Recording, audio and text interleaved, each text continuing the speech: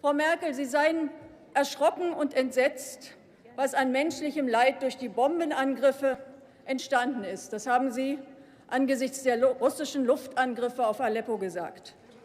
Und ich stimme Ihnen zu, was sich in und um Aleppo abspielt, das ist brutal und barbarisch.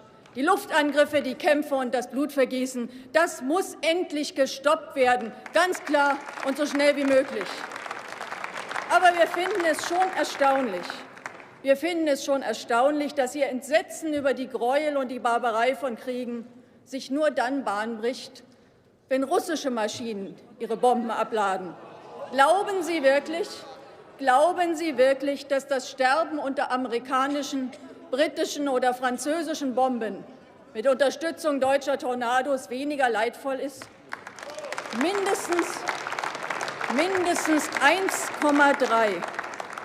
Mindestens 1,3 Millionen Menschenleben haben die sogenannten Antiterrorkriege des Westens, die in Wahrheit immer Kriege um Rohstoffe und Absatzmärkte waren. 1,3 Millionen Menschenleben haben diese Kriege allein in den letzten 1,5 Jahrzehnten ausgelöscht, überwiegend Zivilisten. Kriege, an denen Deutschland indirekt oder direkt immer beteiligt war. Kriege, mit denen deutsche Waffenschmieden glänzende Geschäfte gemacht haben. 1,3 Millionen Tote, ungezählte Millionen Verletzte und aus ihrer Heimat Vertriebene. Ich frage Sie, Frau Merkel, wo war da Ihr Entsetzen? Und vor allen Dingen, wo sind die Konsequenzen, die Sie daraus ziehen? Auch wir wissen, dass es in der Außenpolitik unvermeidlich ist, auch mit unangenehmen Regimen zu reden. Aber es gibt doch einen Unterschied zwischen Reden und Hofieren. Sie haben gerade wieder über die Bekämpfung von Fluchtursachen gesprochen. Sie haben über die Gefahren des Terrorismus gesprochen.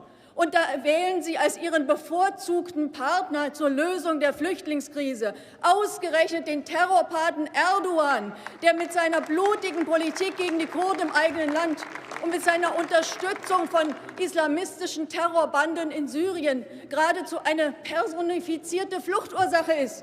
Das ist doch völlig irrational. Und die Verwandlung der Türkei in ein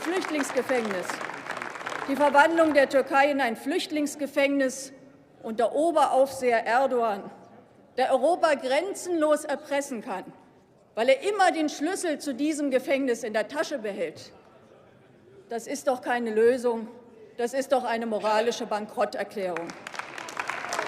Inzwischen bombardiert die Türkei rücksichtslos auch syrische Kurden, die zu den entschlossensten Kämpfern gegen den Islamischen Staat gehören. Der Chef der Münchner Sicherheitskonferenz, Wolfgang Ischinger, weiß Gott kein Freund der Linken, spricht von der gefährlichsten Weltlage seit Ende des Kalten Krieges und warnt vor der Gefahr eines nuklearen Konflikts. Und Sie üben den türkisch-deutschen Schulterschluss. Wollen Sie sich allen Ernstes von diesem unberechenbaren Erdogan in einen Krieg mit Russland hereinziehen lassen, nur weil der offenbar der Überzeugung ist, dass Al-Nusra-Front und andere islamistische Terroristen in Syrien Unterstützung brauchen? Das ist doch eine völlig absurde Politik. Das kann man doch nicht verantworten. Und nicht viel besser steht es um Ihren zweiten Verbündeten.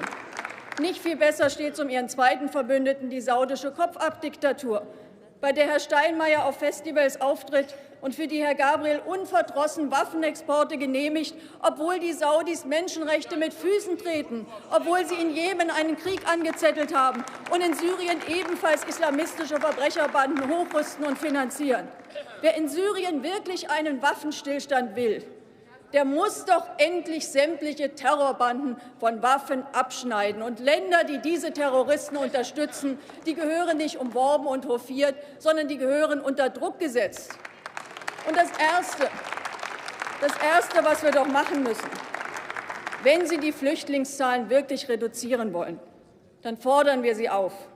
Hören Sie endlich auf, weiter Waffen in diese Krisenregion zu liefern. Es gibt in Syrien inzwischen unübersichtlich viele Kriegsparteien. Aber es gibt so gut wie keine einzige, die nicht mit deutschen Waffen kämpft. Selbst der IS tut das inzwischen. Das ist doch eine Schande. Und Sie haben es angesprochen.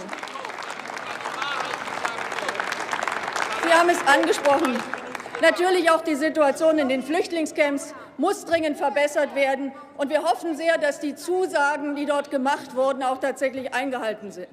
Und noch eine Bitte, Frau Merkel. Werben Sie auf dem morgigen EU-Gipfel für eine an europäischen Interessen ausgerichtete Außenpolitik.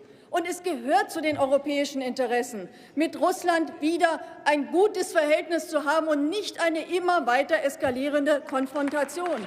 Das wären alles realistische Schritte zur Lösung der Probleme. Aber